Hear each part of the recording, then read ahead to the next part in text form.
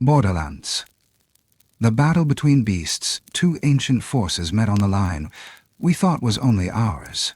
It happened on a morning like any other. Smokey was sitting on the porch of his cabin with a cup of black coffee in hand. The wood beneath his boots still damp from the rain that had passed in the night. He'd lived alone on those 300 acres near the Canadian border for over 2 decades. He knew every rustle in the brush, every coyote howl, every shadow the trees could cast. But that morning, something moved through his land that didn't belong. It walked on 2 legs, taller than any man but not quite human, covered in dark fur. Its back hunched slightly as it sniffed the ground with a long canine snout. A tail flicked behind it, matted, wild, like a wolf's left to rot in the wet woods. Smokey squinted through the gray mist and thought, for a second, it might be some lost hiker in a costume. A prank?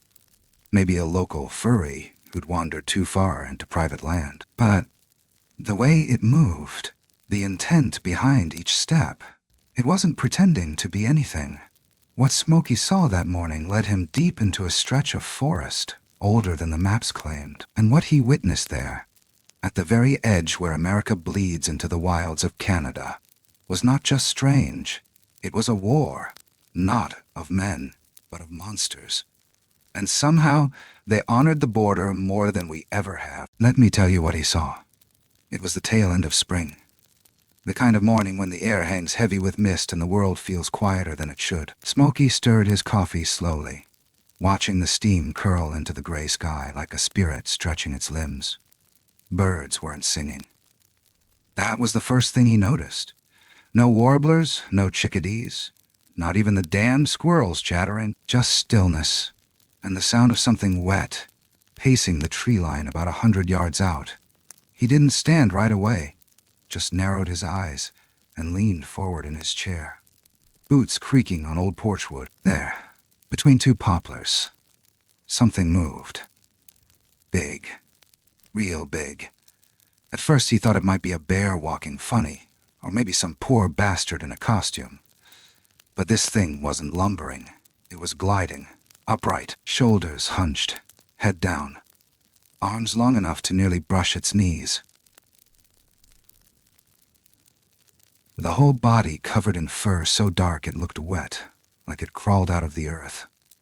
And then there was the tail, mangy, crooked, twitching like it had a mind of its own. It stopped, sniffed at the ground, head low, breath misting from a half-open mouth that was too long, too canine.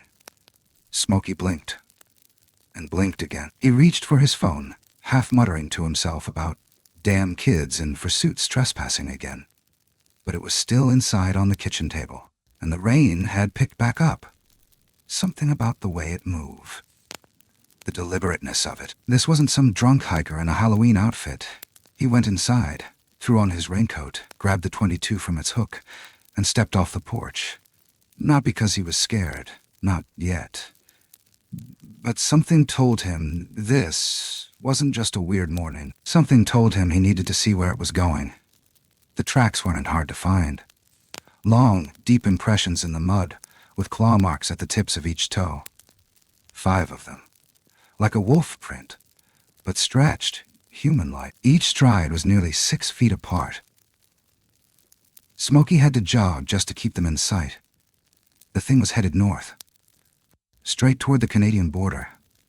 At first, he chalked it up to another illegal trying to slip through the backwoods in disguise. It wasn't the first time. Hell, the Border Patrol had found all kinds of crazy up here. Drug mules in ghillie suits, cartel scouts dressed as Forest Service workers. A guy dressed like a werewolf wasn't the weirdest Smokey'd heard of, but after a mile or so, it became clear. Whatever this was, it wasn't trying to avoid him. It didn't care. It moved like it had somewhere to be, like it was answering a call. And that call, it was coming from the trees. Hours passed. The light changed. The coffee wore off and his boots grew heavy with mud. But still, he followed.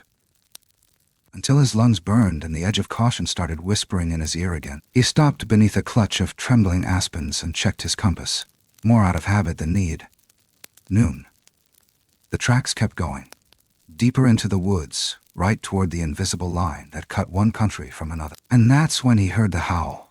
It wasn't close, but it wasn't far either. Low at first, rising into a shriek that tore through the forest like a knife through canvas. Everything went still. Even the breeze seemed to pause, as if the land itself was holding its breath. He dropped into a crouch, heart thudding like a warning drum. Then, from behind the slope to his left, movement again. Something huge, stepping out from behind the trees. But this one was different. Taller, broader. Its face looked wrong. Longer snout, yellow eyes, lips curled back in a silent snarl. This one wasn't sniffing. It was searching. Smokey slid into a patch of ferns, barely daring to breathe. The creature stepped forward, sniffed the air once, then lifted its head and let out another howl. This one sharper, more urgent. The first one answered. It came from further north, a responding cry that made Smokey's bones ache. Then silence, except for the sound of wood splintering. He watched in disbelief as the two creatures met at the border's edge. There was no signpost, no fence, just an old fallen pine marking the limit. But they didn't cross. Instead, they began to gather sticks, vines, moss. They built something, a crude structure, maybe 10 feet high, shaped like an X. It wasn't random. It felt like a message, a symbol, a challenge. And then came the others. One by one, Dogman stepped out of the trees. From the south, from the west. Half a dozen of them, each more grotesque than the last. Scarred, hunched, twitching with rage. But they all stopped short of the line, waiting. Then, from the north, came the Sasquatch. It was like watching a platoon of giants step out of legend. They were enormous, twice the size of the Dogman, but moved with an eerie calm. Their eyes were dark and steady, and they were organized, tight formation, alert. At their center stood an elder, his fur streaked with silver, face worn like river rock. Smokey didn't understand the words, but he understood the tone. The Dogmen snarled, spit their curses in guttural howls. The Sasquatch responded in the same tongue. Slower, more deliberate. Same language, different rhythm. It was like hearing French from Quebec and France. Familiar, but distant. They didn't fight right away. First, they spoke. Then they chose champions. The Dogman stepped forward, feral and jittery, its claws tapping against the stone. The Sasquatch chosen to face it was huge, shoulders like tree trunks, chest broad, eyes filled with something that looked too human. And in that moment, as both sides circled their chosen warriors, Smokey realized he wasn't just watching two beasts scrap over territory. This was ritual. This was war. He thought he'd seen the strangest part. He was wrong. Because what happened next would shake the very idea of what it meant to own, or to think the border was ever ours to begin with. And it started with teeth. It took Smokey less than a minute to decide he was going after it. Something in his gut twisted, part instinct, part foolish pride, and a pinch of the old hunter's curiosity. He didn't even finish his coffee, just slipped on his rain jacket, slung his rifle over his shoulder, and set out, boots sinking into the wet earth. The air was thick, clinging, and filled with that peculiar hush that only settles in when something ancient is watching. He followed the prints. Long, narrow, each ending in 5 clawed toes dug deep into the soil. They weren't random. They marched north, like a soldier on a mission. Each stride was unnaturally far apart. Smokey, a tall man with decades of walking wilderness in his bones, still had to hustle to match the distance. For the first half-mile, he thought he might actually be chasing someone. Some drifter in a getup, maybe even one of those cryptid hunters who'd gotten too deep into his own fantasy. The prints were too perfect. too theatrical. It felt staged. That idea gave him just enough courage to keep moving. But then the forest changed. Trees began to grow denser, the canopy strangling out the light. The sounds faded, not just the birds, but everything. No rustling, no breeze. Not even the patter of rain could be heard under the cover of thick, ancient pine. Only the sound of his breath and the quiet splash of his boots against old puddles no one had touched in years. It was then he saw the second one. It was up ahead, to the right, partially obscured by a stand of black spruce. This one was crouching, nose to the ground, like a bloodhound, but with shoulders like a gorilla and legs that looked too long to belong to any wolf or man. When it rose, its spine cracked audibly, and it didn't look around. It knew Smokey was there. Its head tilted just slightly, not to see, but to listen. That's when Smokey dropped to his stomach in the ferns. He didn't breathe, didn't move, just watched.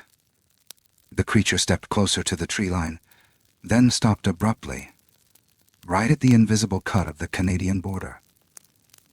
It raised its muzzle and released a howl that split the forest in half. Smokey had heard wolves before. He'd even heard coyotes in heat. But this was different. It carried weight, command, like it wasn't calling for help. It was summoning an army. The silence that followed was worse than the sound. Every branch seemed to hold its breath. Even the mist paused in place. Then, from deeper within the forest, the first one responded. And this time, Smokey could feel it, low, like a drum beat inside his chest. What happened next shattered any hope that this was just some wild misunderstanding. The two dogmen, because there was no longer any other word for them, met at the border and began gathering material. Not just branches. They were specific. Birch limbs, moss with root intact, bundles of dry reeds. Smokey watched in disbelief as they stacked them with ritual precision. They weren't just building a fire or shelter. They were constructing something ceremonial. The final structure stood 10 feet high, wide like an X, lashed with vine and crowned with a shard of obsidian or black stone gleaming in the mist. A totem, a signal, a line in the sand. Then more arrived. From the American side, they came in 3s and 4s, creatures like shadows with muscle and malice, bearing fangs and dragging claws. Their eyes caught the light like broken glass. None of them crossed the line. They circled, restless, teeth bared, like wolves waiting for the moon. But from the north, from the Canadian trees, came the answer. The forest didn't break open. It parted reverently. And through it came giants. The Sasquatch were nothing like the dogmen. Towering, yes, but calm, measured. As if the ground itself respected their steps. They walked upright with the quiet power of something that belonged here before humans ever named it. Broad-chested, long-armed faces, unreadable. But their eyes saw everything. At the center walked an elder, gray streaks in thick fur, a scar curling from jaw to collarbone. He didn't speak, not yet, just raised a hand, and the rest of them halted. What came next wasn't noise. It was language. The dogmen barked their challenge, low and harsh. The Sasquatch replied, not louder, but heavier, like stone grinding against stone. It was the same language, but not the same dialect. The dogmen were raw, primal. The Sasquatch spoke like they were older than language itself. Then, as if some unspoken agreement had passed between them, each side sent one forward. A dogman stepped from the pack, jittery and lean, with black saliva dripping from its maw. Every movement twitched with hate. And then the Sasquatch chosen for the duel approached, thick as a tree, gaze steady, not just strong, but controlled. There was something solemn in the way he moved, like a soldier who'd fought before. and who carried the weight of that history on his back. Smokey's fingers trembled against the wet moss. He couldn't look away. He didn't dare blink. And then the dogman lunged first. What followed wasn't just a fight. It was a reckoning. And Smokey would soon learn. This wasn't about territory. This was about memory, and something had been remembered. Too long. The moment the dogman charged, the forest held its breath. There was no grand gesture, no ceremony. Just an explosion of limbs and snarls as the beast lunged like a missile made of muscle and hate. It struck the Sasquatch hard in the chest, but the big one didn't move. Not an inch, like hitting a redwood. For a heartbeat, Smokey thought maybe the fight was over already. But then the Sasquatch moved. One arm swept low, hooked behind the dogman's leg, and in one terrifyingly smooth motion, he flipped the creature onto its back. The ground shook. The dogman scrambled, clawed, twisted, but every move was countered, redirected. The Sasquatch fought like a wrestler, Greco-Roman style. Controlled, technical, brutal. He pinned the dogman's arm behind its back, twisted its shoulder until bone cracked, and drove a knee into the side of its chest.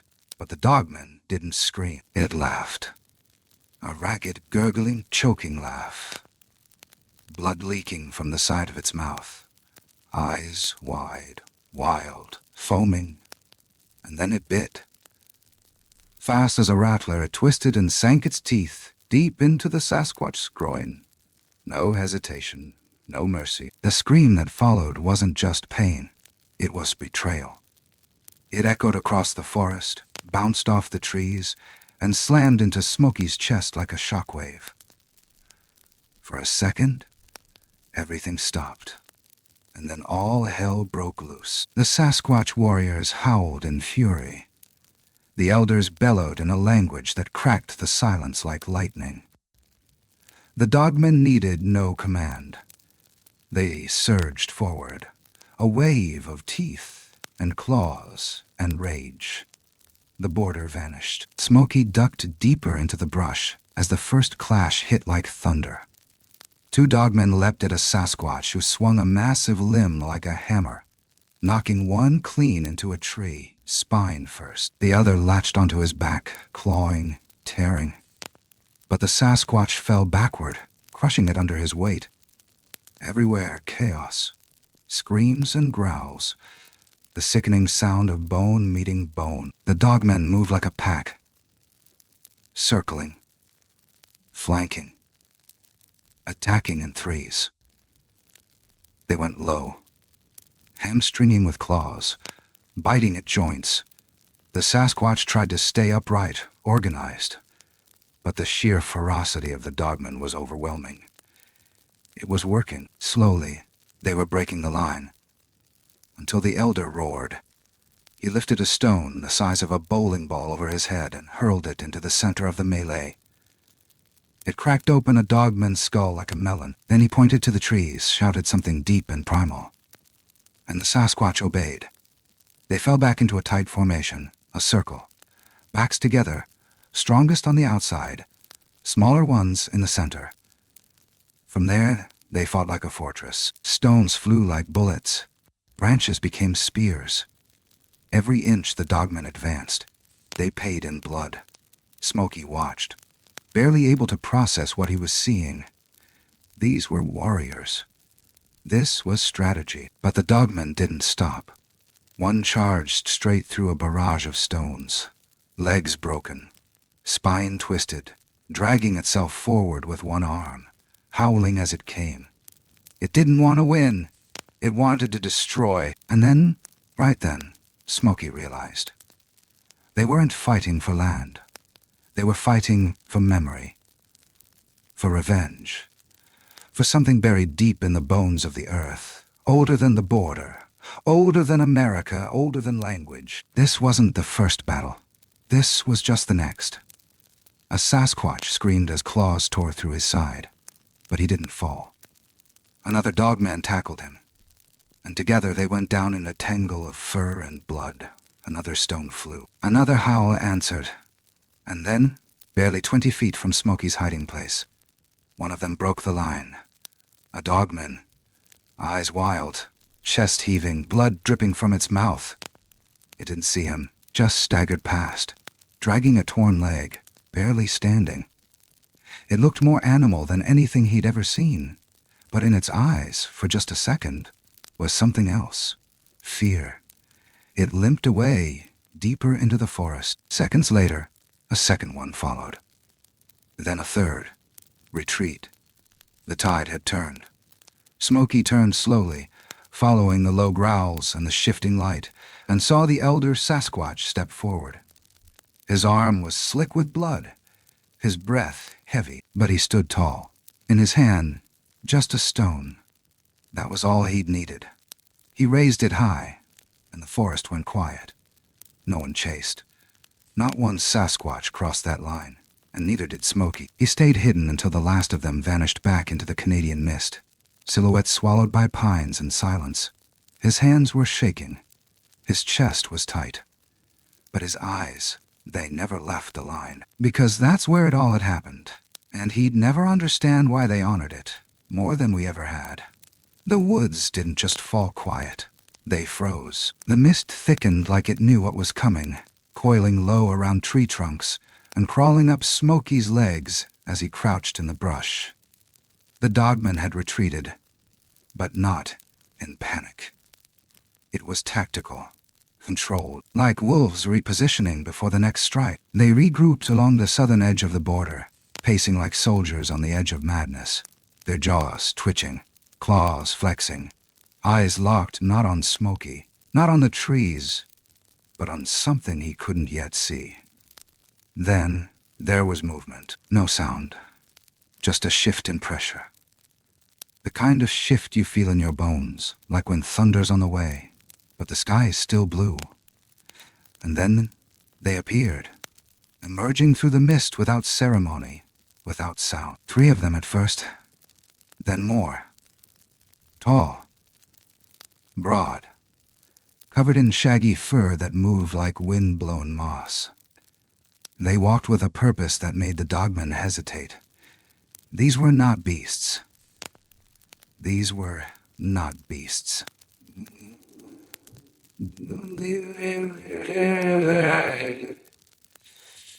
Not random, not charging. A line of calm, controlled power. They didn't bare teeth. They didn't raise their voices. They looked, assessed, calculated. At the center of their line was the elder, wiser, older, not just in the streaks of gray across his fur, but in his presence. He didn't carry a weapon. He didn't need to. The weight of his stare alone felt like it could break a man, and the moment the dogmen saw him, they began to howl again. But different this time. Not rage. Not frenzy.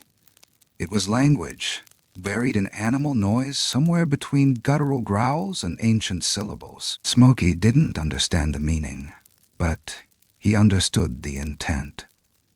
Challenge. Then, from the Sasquatch line, came a response. Slow, measured, the same language, but with gravity. Not guttural, resonant. Smokey heard tones in it like echoes in a canyon, deep and vast, like it had been passed down from tree bark and river stones. It wasn't anger, it was history. And just like that, the battlefield was drawn. No one crossed the line. Dogman growled and snapped, claws raking the dirt. Sasquatch stood still, statues breathing. Then 2 stepped forward, one from each side. The dogman was gaunt but dense with muscle, its fur patchy and scarred. Its snout bore a twisted grin. Its shoulders rolled like a fighter eager to bleed. The Sasquatch chosen was massive, but not in the way you'd expect. He wasn't bulked like a pillar, unshakable. His fists were thick as Smokey's thighs. And his eyes, they held memory. A hush fell over the woods again. Even the dogmen stopped pacing. The Sasquatch closed ranks behind their champion, The dogman lowered its head, flexed its claws. Then the elder raised one hand, and everything stopped. The duel was not just spectacle. It was judgment. It was law. And both sides, however violent, however ancient, followed it. But right then, right in that breathless silence, Smokey thought he saw something else. Across the line, behind the dogman, movement, fast, loaded to the ground, a smaller figure darting between the trees, unseen by the combatants. Watching, waiting. And suddenly he knew this wasn't just a duel. It was a distraction. He turned his head, slowly, heart pounding. That smaller figure had stopped, crouched no more than 30 feet away, behind a downed pine. Eyes locked with his. Not a dogman, not a Sasquatch. Something else. Something watching them both. But before he could even process it, the first blow landed. The dogman sprang, claws out, teeth bared. The Sasquatch didn't move, not until the last second. Then, sidestep, pivot, fist to ribcage. The impact echoed like a tree cracking in winter. The dogman stumbled, breath knocked clean out. It swiped wildly, missed. The Sasquatch stepped in. 1, 2, knee to thigh, forearm to throat. The fight was fast, precise. The dogmen fought dirty. Eye gouges, feints, sudden lunges. The Sasquatch countered with control. Every move rooted in something Smokey didn't recognize, but couldn't look away from. Like watching war dance through generations. But then, just when it seemed the Sasquatch had full control, the dogman dropped to all fours, spun, and lunged low. Teeth found flesh. The scream that followed split Smokey's skull, and everything fell apart. The totem burned. Smoke poured skyward, and the woods came alive. Smokey gripped the ground beneath him as if it could save him from what was coming. But nothing could, because what came from the north wasn't just muscle and legend. It was retribution. They circled each other like boxers in some ancient ring carved out by time and blood. The dogman was quicker, jittery. Its body coiled like a spring, eyes darting, calculating. The Sasquatch stood calm, shoulders relaxed, head tilted slightly downward like he was listening to something deeper than the snarl across from him. They weren't animals. Not anymore. They were avatars of something older. Rage and order meeting at the edge of a line man had drawn in ignorance. The dogmen struck first, a blur of fur and claws. It launched itself forward with a screech that split the hush. Smokey flinched, felt the bark dig into his palms, but the Sasquatch moved just as fast. Sidestepped the first swipe, caught the dogman midair, and slammed it down so hard the ground vibrated. But he didn't kill it, he let it up. It was a test. The dogman snarled, tail thrashing, and lunged again. This time it was ready for the hold, ducked under, twisted, and raked its claws across the Sasquatch's ribs. Not deep, but enough to draw blood. Enough to change things. What followed was a battle unlike anything Smokey had ever imagined, let alone believed he would witness. The Sasquatch fought like a trained combatant, every move grounded, deliberate, methodical. It wasn't just about strength, it was about control. He used leverage, weight, even terrain, pushing the dogman off balance, tripping it, pinning it with an economy of movement that didn't waste energy. The dogman was chaos, wild fury. Its attacks were bursts, slashes meant to blind, feints meant to mislead. It fought dirty.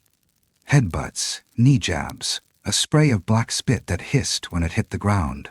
And still the Sasquatch countered, absorbed, adapted. But then, everything changed. The dogman, bloodied and limping, suddenly dropped low and rolled under a wide strike. It came up between the Sasquatch's legs, and with a sickening snap, sank its teeth deep into the most vulnerable place a male body owns. Smokey didn't see the blood first. He heard the scream. It wasn't just pain. It was shame. Rage. Something ancient and sacred had been broken. The Sasquatch stumbled backward, eyes wide in disbelief, hands clutching at his wound, knees buckling. The dogman howled, not in victory, but madness, and then the silence cracked. The Sasquatch behind the circle roared. Not one, but all. A sound that shook the air like thunder rolling off a mountain. The elder stepped forward, eyes burning, and raised his arm. The duel was unmistakable. The duel was over. The pact had been broken. In less than a breath, the dogmen surged forward. The forest became a battlefield again. But this time there was no structure, no choice, just war. The Sasquatch held their formation at first. Tight, disciplined, defending their wounded champion. But the dogmen were relentless. They came in fast, in twos and threes, hammering the line with tooth and claw, trying to splinter the ring from the outside. They didn't care about honor, only blood. Smokey pressed lower into the ferns, barely daring to lift his head. One dogman went down under a barrage of stones hurled from the inner circle. Another leapt too soon and was caught mid-air by two Sasquatch. One slammed it into the ground. The other tore its jaw from its face. Still, more came. And then, just when it looked like the Sasquatch might break, the elder shouted something so loud, so guttural, it stopped even the dogmen in their tracks for half a second. Long enough. The inner ring shifted. A second line broke outward. Faster ones, leaner, hurling sharpened branches, thick stones, even their own bloodied hands.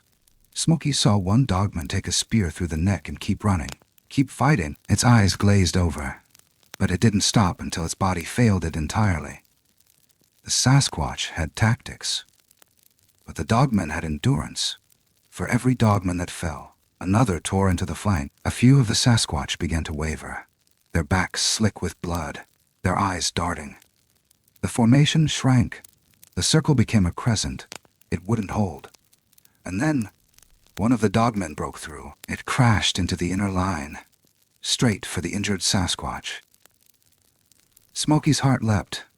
He couldn't tell if the warrior was still breathing, but another Sasquatch, not much younger, stepped in front of the fallen champion and drove both fists into the dogman's head.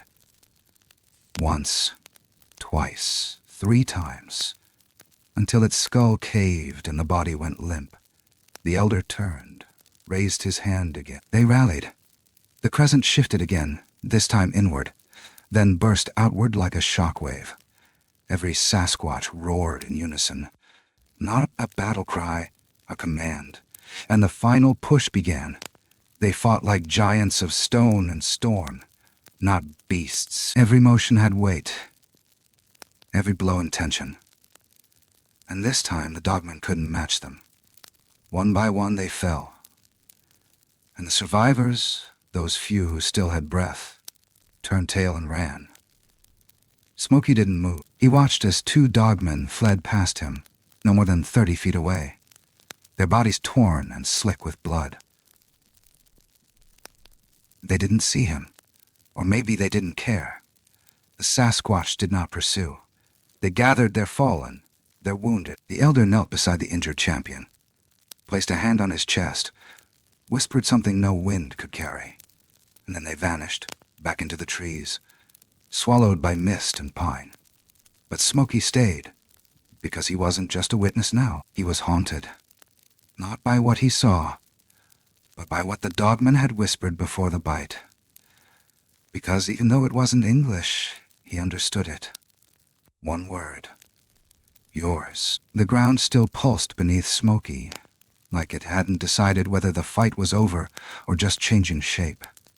He stayed low in the ferns, wet to the bone, heart thrumming in rhythm with something older than fear. The clearing was chaos.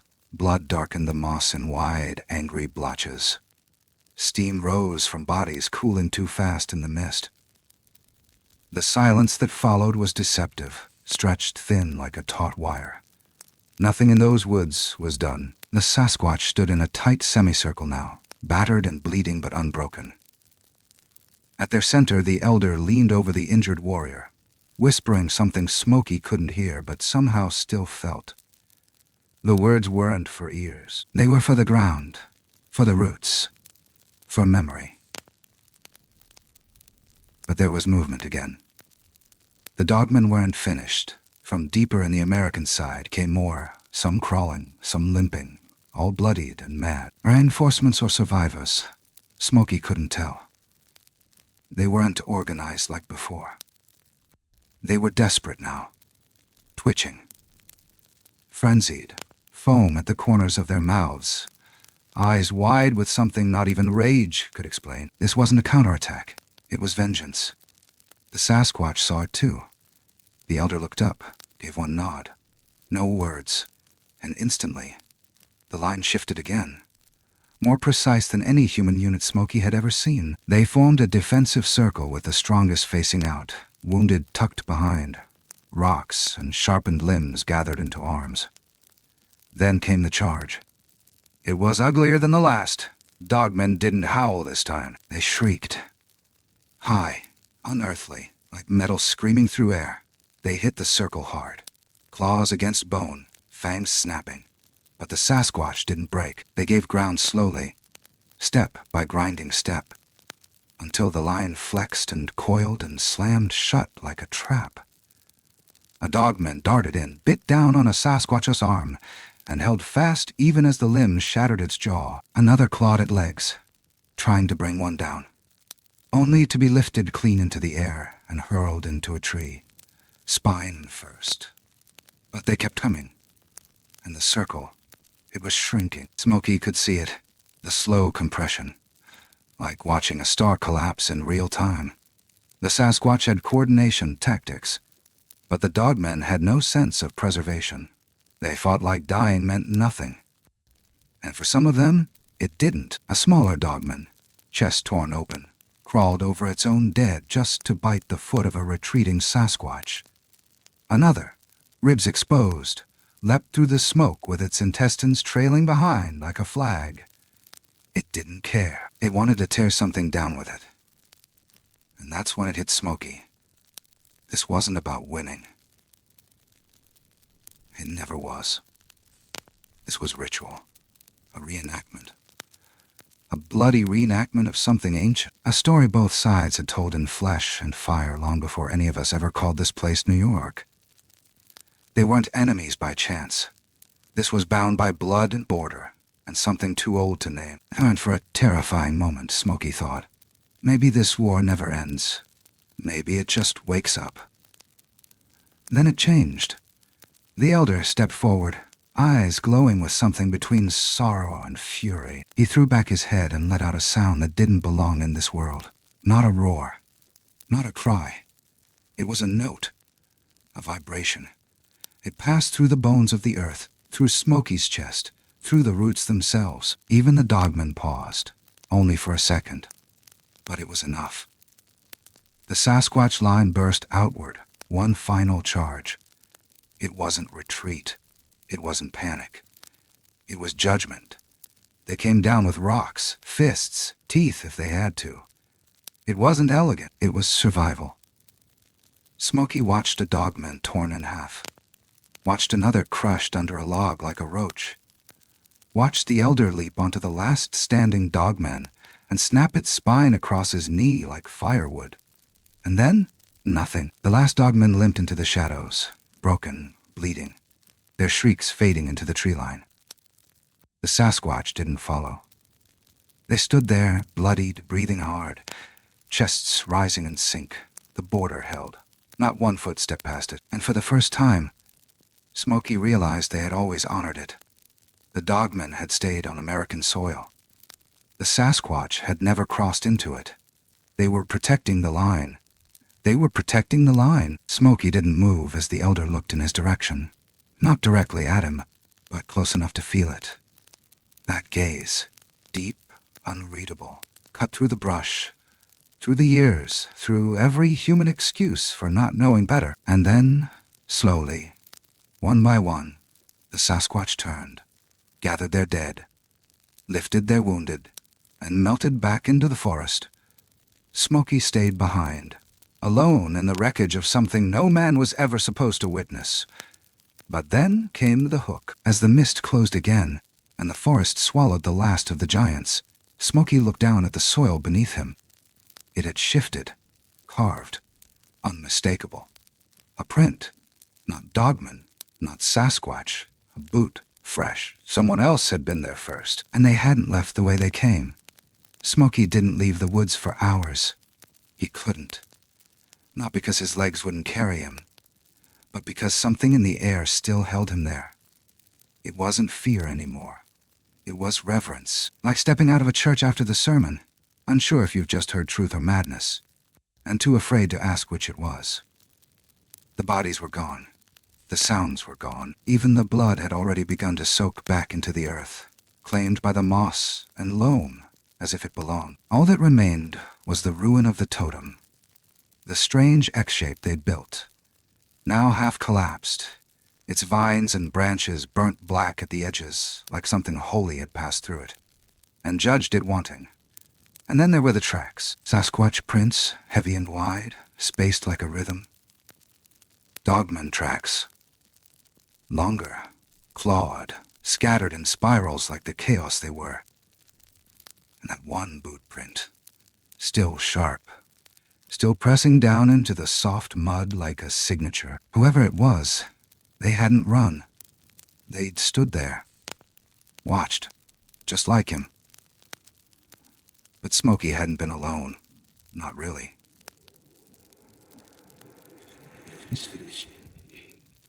Because the longer he stared, the more he realized he wasn't the first to see this kind of thing. Not even close. Back at the cabin, he didn't sleep. He poured a glass of rye, sat at the edge of his desk, and pulled out his old paper maps. Not the ones you buy at the gas station, the real ones, from before GPS swallowed our sense of place. He traced the tree line, the ridges, the river forks, until his finger landed on that stretch of border, the line. It wasn't just geography anymore. It was something older, deeper, a cut-through sacred ground. He searched the archives, online, in old books, even went digging in a library 3 towns over that still smelled like glue and yellowed paper. And there it was, hidden in articles no one read anymore, buried in journals from logging camps and fur trappers who'd gone missing without explanation. Tales from the Algonquin, from the Mohawk, from the Haudenosaunee. They all spoke of the border, not the man-made one, but the real one, the one spirits respected, the one monsters never crossed. Some called it the line of breathing earth, others the path of division, but they all agreed on one thing: it wasn't meant for people. And when people did go there, bad things followed. He found sketches, carvings, paintings in ochre and blood showing creatures locked in endless combat, not because they hated, but because they couldn't help it. It was their function, their ritual, their burden. The border wasn't there to separate countries. It was there to keep something from waking. But it already had. And that's when Smokey realized this wasn't random. The date, the time, the location. It wasn't just coincidence. It was a pattern. One that stretched back centuries. Every few decades, the war returned. Fought by different hands, under different moons, but always the same fight. And then came the hook. On a dusty microfilm record dated 1937, Smokey found a name. William Billy Pope vanished just a few miles from where Smokey now sat. Same woods, same season. No body, just blood. And carved into the bark of a pine tree, exactly at the border. The same X-shape he'd seen them build. He stared at it for hours, not because he didn't understand, but because he did. They weren't just warning each other. They were warning us. He looked back at that boot print photo one more time and saw something he hadn't noticed before. It wasn't just a boot. It was a government issue. Military tread. Someone else had been watching longer than he had. And Smokey, poor, broken, angry Smokey, had wandered right into the middle of a war not meant for men. But it was too late now, because once you hear the language, It never stops echoing. Smokey didn't return to the cabin that night. He walked a long way back through the woods, slow, measured, like a man who didn't trust the ground under his feet anymore. The silence followed him, not like peace, but like a warning left, hanging in the branches. Even the frogs had gone quiet. The owls kept their distance. Whatever had happened out there, it hadn't ended. It hadn't ended. It had simply gone underground again. The next morning, he stood at the edge of his porch, coffee gone cold in his hand, staring out toward the trees. The same trees he'd known his whole life. They looked no different, but he knew better. Something beneath them had stirred. Something old. Something that waited, not for humans, but for each other. He wanted to burn the land, sell it, salt the soil, anything to make sure he never walked those acres again. But he couldn't. Not because he didn't want to, because a part of him knew he couldn't. That land didn't belong to him. Maybe it never had. In the weeks that followed, he tried to tell people. A ranger at a local station, a buddy from his army days, even a reporter out of Buffalo who specialized in weird sightings. They listened, smiled, wrote it off. One of them even asked if he'd been drinking. He had, but not before it happened. So Smokey did what anyone would do when the truth was too big, too ugly, too real. He shut his mouth, but he couldn't shut his eyes. Every time he blinked, he saw the fight, heard the crack of claws on bone, felt the vibration of that howl in his chest. And sometimes, late at night, he'd walk out back with his flashlight and shine it into the dark, just to be sure. But he never saw anything again. At least, not out there. Because one night, about a month after it all, he checked the motion cam by his west fence line.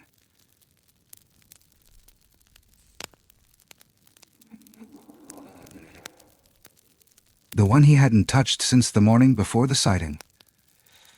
The card was full. Thousands of frames. Nothing. Raccoon, nothing. Then, one image. A man. Not Dogman. Not Sasquatch. A man. Standing where the totem once was. Wearing a coat too clean for these woods, staring directly at the lens, eyes too calm. And in his hand, a briefcase. Smokey froze, scanned forward. Nothing. Backward. Nothing. One frame. One face. It was enough. He packed his things the next morning, left the cabin unlocked, didn't tell anyone where he was going, didn't need to, because if you've seen what he saw, if you felt it, you don't need directions. You just need distance. But as he crossed the property line one last time, something made him turn back. Just a glance. Just enough to check the tree line. And that's when he saw it. Not a shadow. Not movement. Just a mark, etched into the bark of the oldest pine on his land. That same X, still fresh. Still watching. He doesn't know what it means. Maybe a warning. Maybe an invitation. But he knows this much. There are places in this world that wear the mask of wilderness, that look like trees and dirt and sky. But they are not ours. They never were. And if you ever find yourself near that stretch of border where the map ends and the old things begin, do yourself a favor. Keep walking. Don't look back, because silence that deep is never empty. There are places on this earth where the trees seem older than time, where the wind carries whispers too articulate to be accidents, and where silence isn't the absence of sound, but the presence of something else entirely. Something watching, something waiting. And if you spend enough time near those places, those seams between the known and the forgotten, you start to feel it. The veil thins. The air grows heavy with memory. Not your memory, but the land's. We like to think we've mapped it all. That satellite images and GPS signals have made the world small and understandable. But there are still blank spots. Not because no one's ever been there, but because the truth never made it back out. Places where compasses spin, where machines fail, and where stories don't just live. They remember. And sometimes, the old stories come to find you. The border is one of those places, not just the political one, the one drawn in ink and steel and treaties. No, the real border. The one that predates maps and nations. It's not a line of separation. It's a line of tension, of balance, like the edge of a blade. It holds two truths at once, and every now and then it quivers. You see, not everything that walks like a man is a man. Not everything that growls is a predator. And not everything ancient is gone. Some things are simply quiet. They wait, not in tombs or temples, but in the roots of forests, in the folds of fog, in the echo chambers of our collective doubt. We inherit a world of stories. Most we outgrow. Some we bury, but a rare few, they bury us. They shape the land the way rivers shape stone. Slowly, relentlessly, without permission. And the worst mistake we make is assuming they're only stories. That folklore is just entertainment. That legends can't bleed. But the truth is this: legends are warnings in disguise.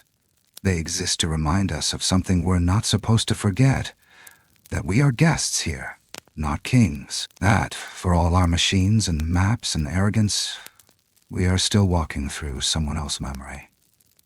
And memory has a way of waking up. So if you ever find yourself somewhere that feels too quiet, if the birds fall silent and the wind dies down, if you feel something watching just past the edge of your headlights or the glow of your fire, don't go looking for it. Don't poke at the dark and expect it to smile.